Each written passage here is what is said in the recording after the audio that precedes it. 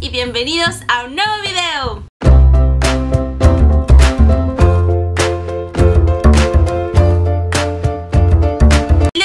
Contar sobre una historia de uno de los asesinos seriales más grandes que ha existido en el mundo. De hecho, es considerado el segundo asesino serial más grande de todo el mundo. A lo mejor algunos de ustedes o a los que les interesan este tipo de temas ya lo conocen o saben algo de él. Si no es así, la persona a la que me refiero es Garavito, monstruo de Genova, la bestia, no sé si les suene. Si no lo conocen, el día de hoy yo les voy a platicar un poquito acerca de este personaje.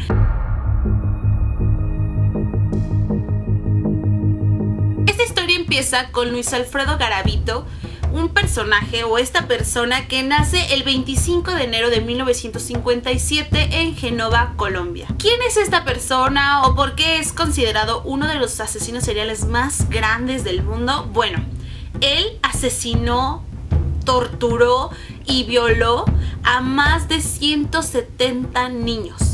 A él se le adjudican un poquito menos porque no se ha podido demostrar, pero él incluso confesó que asesinó a más de 200 niños. Tenía varios apodos, también se le conocía como la bestia, el monje, Alfredo Salazar, el monstruo de Genova.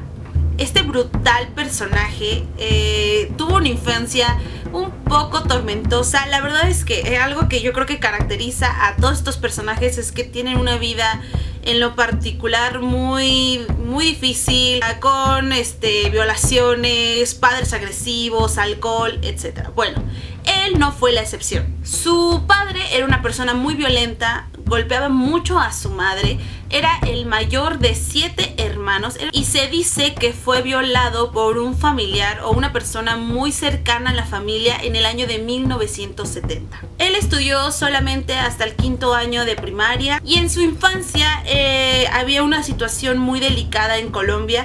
Y de hecho su familia fue desplazada violentamente y fue atacada por los guerrilleros. Sí tuvo una infancia un poco violenta, tormentosa, pero pues nada justifica todo lo que hizo más adelante. En una entrevista que a él se le hizo, él confesó toda la raíz de que él empezó a lastimar o a asesinar a todos estos niños. Empezó cuando él contactó a unos sicarios para asesinar a la persona que lo había violado cuando él era un pequeño. Él empezó a asesinar a sus pequeñas víctimas a la edad de 35 años, en el año de 1992. Se dice que Garavito tenía trastorno antisocial de la personalidad. Esto quiere decir que él era egocentrista, no tenía empatía por las demás personas, no sentía miedo, tenía rasgos de un psicópata, era narcisista, egocentrista, etc. La verdad es que las características de su personalidad o lo que lo distingue son infinitas y hasta la actualidad psicólogos, psiquiatras no se explican bien qué tantas personalidades o qué tantos trastornos pueda tener Garavito. Para que entiendan un poquito más el concepto de quién es esta persona, él asesinó a 172, 75, aproximadamente dicen que también fueron 200 niños, a los cuales violó, maltrató, torturó, mutiló, les hizo muchísimas cosas. Al principio, cuando él empezaba sus asesinatos, realmente se dice que solamente los apuñalaba en el corazón y para él era una excitación tan grande como si estuviera teniendo relaciones sexuales. Más adelante, como siempre se ha visto o se han escuchado en estos casos, la intensidad en lo que él tenía que hacer, bueno, más bien, la satisfacción ya no era la misma con solo apuñalarlos. Poco a poco empezaron a aumentar los diferentes maltratos que les hacía a sus víctimas. Empezó a apuñalar la mano, luego apuñalaba los glúteos, los maltrataba, los violaba, los golpeaba muy fuertemente, pero cada vez iba aumentando más el grado en cómo dejaba a sus víctimas y cómo los estaba empezando a lastimar. Algo curioso de Garavito es que él pues llegó a asesinar a muchos niños, no solamente de Genova, sino de varios estados, y por ahí también se le adjudican 2 asesinatos en Ecuador la policía no estaba segura de si estaban siguiendo a una persona, a una banda, a un grupo gigante de personas. O sea, en su mente de los policías que ellos cuentan, jamás se imaginaron que era una sola persona la que estaba provocando todos estos asesinatos y no encontraban el patrón para poder capturar a Garavito. El 28 de octubre de 1998, Garavito confesó haber asesinado a más de 170 niños. Incluso, una de las víctimas que logró sobrevivir platica o narra un poco de lo que vivió con él, y la verdad es que lo que cuenta es terrible. O sea, cuenta cómo Garavito lo mordía, lo llegó a morder en sus genitales, sufrió diferentes golpes, lo violó. Claro que esta persona lo confiesa ya muchos años después, cuando ya él es un adulto y ha recibido terapia. Les voy a dejar un fragmento de lo que es la entrevista. Me mordía todas las partes del cuerpo, me babía por todas partes. Inclusive que me llegó hasta a morder. Yo lloraba y yo trataba de gritar y él me decía que no gritara. Me decía, no haga bulla, si no lo mato aquí. Yo con ese miedo, y ya me cogió él y me volteó boca abajo para hacerme, pues, para violarme carnalmente. Entonces cuando él me volteó, pero yo ya estaba reventado, yo estaba ya los ojos hinchados, todo por dentro, los labios todo reventado. Entonces cuando él vio que yo me iba a zafar, él cogió el cuchillo y me dijo, se va a volar. Y fue tanta, se va a volar. Con el cuchillo me metió unas puñaladas por acá. Metió como 6, 7 puñaladas. Más adelante, cuando él ya está preso, concede una entrevista a una cadena televisiva. Y en esta entrevista confiesa varias cosas, como que en su momento él se sentía identificado con algunos personajes de la historia, como Hitler, que había sufrido también en su infancia por culpa de su padre. Entonces él decía que se sentía identificado y que por eso él lastimaba o se justificaba en por qué asesinó a todos estos niños. También dice algo muy curioso, que es que según esto él había hecho un pacto con el diablo, y este pacto pues él había vendido su alma y lo único que él quería era poder, y el poder lo obtenía pues asesinando a todos estos niños. En la entrevista que se le hace por esta cadena televisiva, él comenta o se ve con un aspecto mucho más tranquilo. Dice que ya está bautizado por la iglesia, que él está cerca de Dios y busca el poder reducir su condena. Cuando él lo encuentran, le dan una condena larguísima. Yo creo que, o sea, una de las condenas más largas que le pudieron dar a una persona. Eran más de 1000 años de cárcel. Pero en Colombia, escuchen esto, o sea, la verdad es que es absurdo. En Colombia el tiempo máximo o la condena máxima que te pueden dar es de 40 años. Esto quiere decir que Garavito solamente tenía 40 años o tiene 40 años de condena. Las personas que estaban en la cárcel podían ir reduciendo su condena por buen comportamiento, porque estás estudiando, por diferentes factores. Tú puedes empezar a reducir la condena. Entonces Garavito en realidad solo tenía la condena de un asesinato.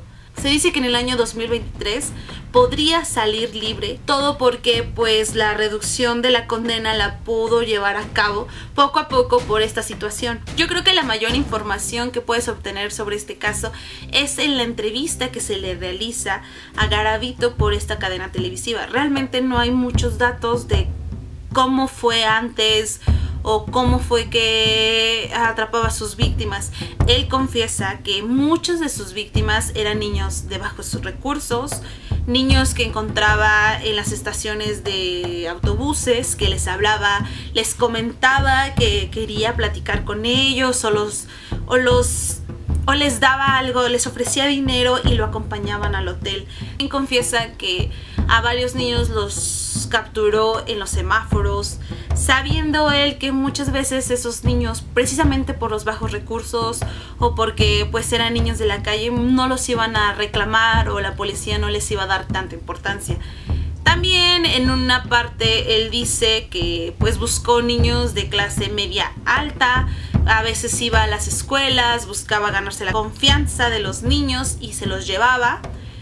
Algo que él dijo o describió de cómo hacía o cómo capturaba a estos niños fue lo siguiente: voy al hotel a las 9 de la noche, empiezo a sentir esa fuerza extraña que me domina, saco el cuchillo, consigo unas cabullas, llevo licor y me dispongo a andar por las diferentes calles aledañas a la galería.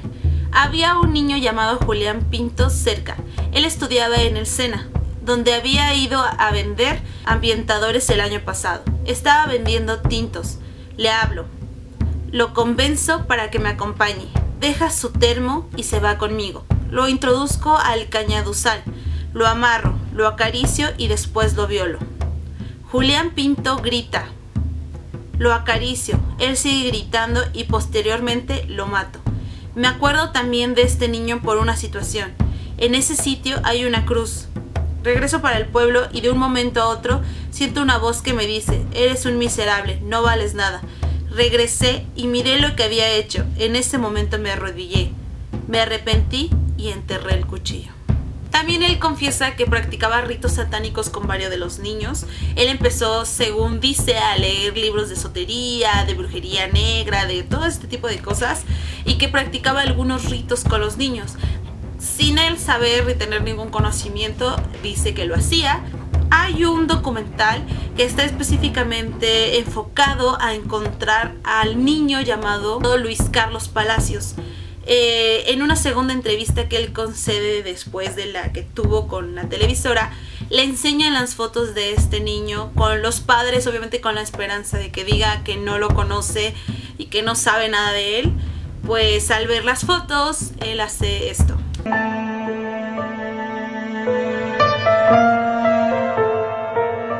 Y ya viendo estas fotos, pues no me queda ninguna duda de que es el menor que yo me llevé el 17 de noviembre de 1997. Algo que también me llamó mucho la atención de este caso es que él no tenía piedad alguna por sus víctimas. El forense, en una de las entrevistas que él hace, y pues en uno de los cuerpos que él tuvo que revisar, fue el de un niño que sufrió múltiples lesiones. Dice el doctor que nunca en su vida había sentido algo así, que tenía hasta ganas de llorar de lo que estaba presenciando, porque eran unas mutilaciones horribles las que había tenido este niño.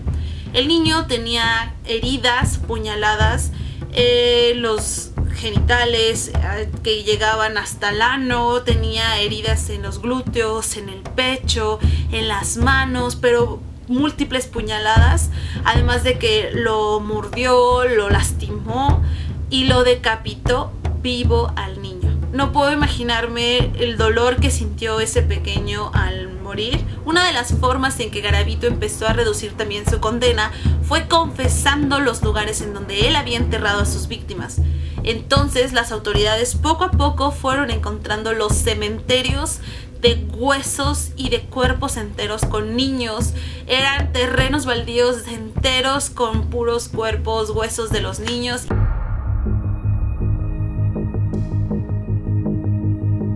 Para mí ha sido una tortura y la desaparición de él.